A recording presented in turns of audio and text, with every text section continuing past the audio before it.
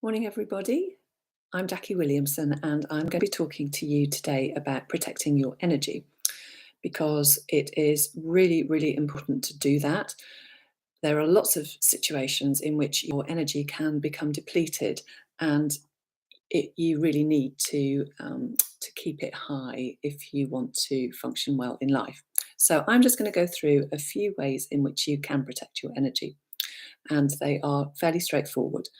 So the first one is to, if you can, avoid people and places that you know drain your energy. Now, it isn't always possible to avoid them completely.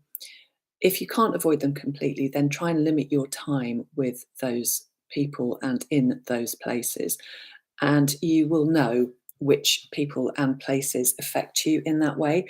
You've probably heard about energy vampires, who are people that drain your energy, but buildings and certain places can do the same thing. So just if you're not sure of which things or places drain your energy, then just maybe just sort of do a little study for yourself and take note over the next week or so when you are feeling depleted after being either in the company of certain people or in certain places.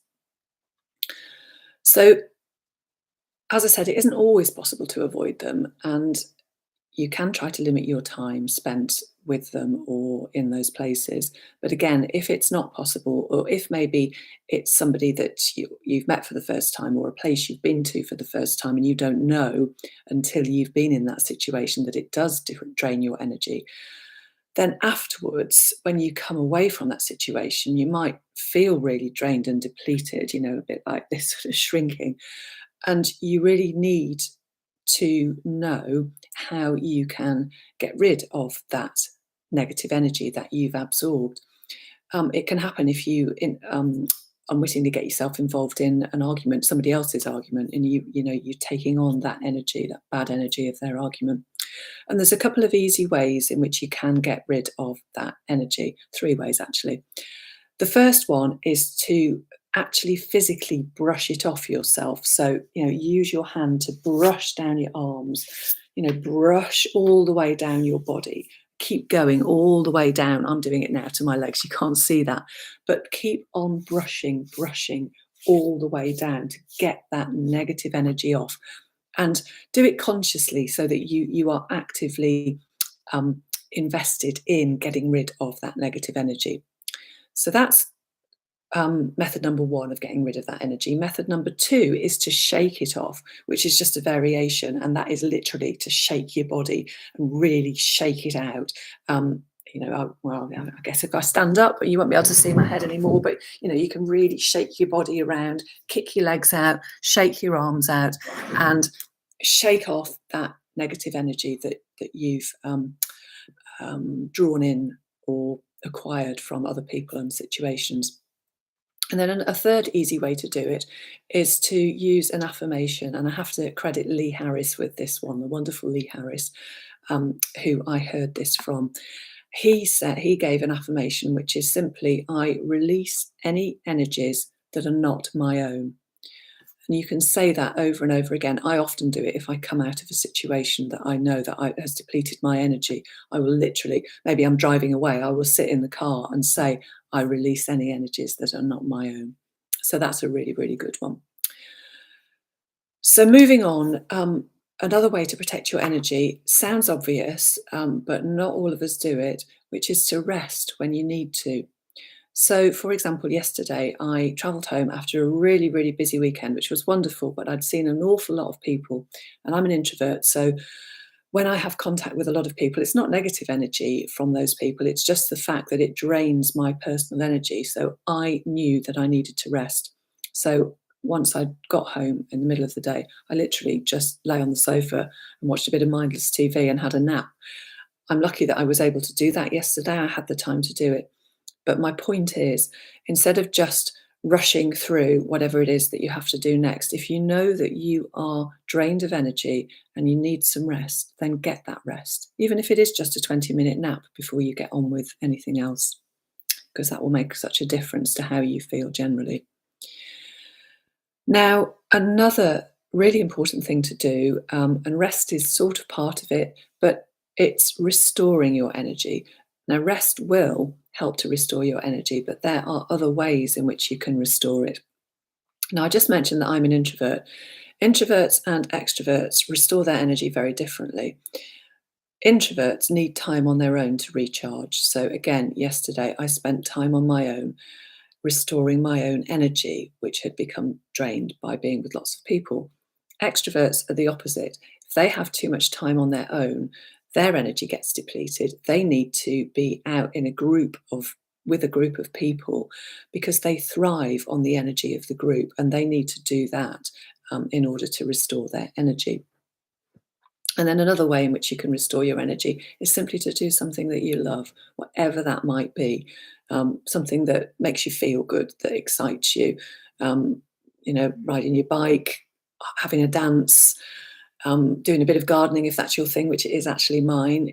Going for a walk in nature, going and swimming in the sea, whatever it is. There are loads and loads of things, and whatever your thing is, which might be completely different to the things that I've mentioned, doing that thing that you love will help to restore your energy. So the final thing that I wanted to tell you about, which you may have heard of, is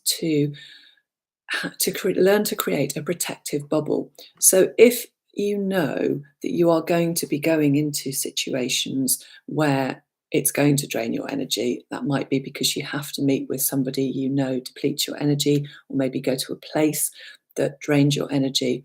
Before you get into that situation, you can put yourself in a protective bubble. Very straightforward, very simple to do. Just need to sit quietly somewhere away from other distractions. Close your eyes. I like to sit with my hands on my thighs but turned upwards. You don't have to, just whatever is comfortable for you. Close your eyes and picture yourself with a bubble around you. And the bubble can be whatever colour that you like.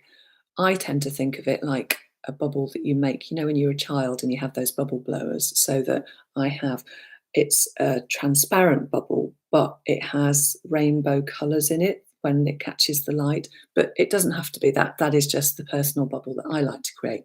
You could create a golden one, you could create a red one, you could do whatever you like but it's your bubble, but it has to surround you. So in your mind's eye, picture yourself in a bubble of whatever size and shape and colour you like, as long as it surrounds you from head to your feet. Then once you're picturing yourself in that bubble, feel a sense of calm. Bring that feeling to mind, how you feel when you're feeling calm. And fill your bubble with that feeling of calm. Push it out to the sides of the insides of the bubble. Contain it within your bubble. And once you've got your bubble, you can open your eyes and go about your day in your bubble. Now, if it's something that you've not done before, it can take some practice, like everything, before you find it easy to do. But I do recommend it. It's something that's worth doing. Some people like to do it every day before they go out into any situation. Other people do it just when they know that they're going to be going into a situation where they are likely to encounter draining energy. But it's worth a try.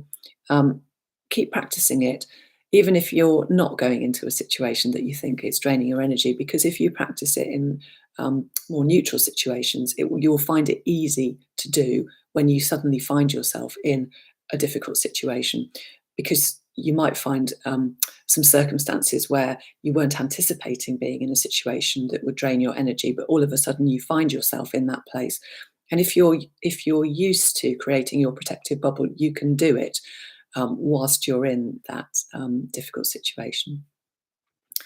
So those are a few ways of protecting your energy. So I hope you found them helpful. As always, contact me if you'd like to know more. I'd love to hear from you. Otherwise, have a great week, and I'll be back here again next Tuesday. So bye for now.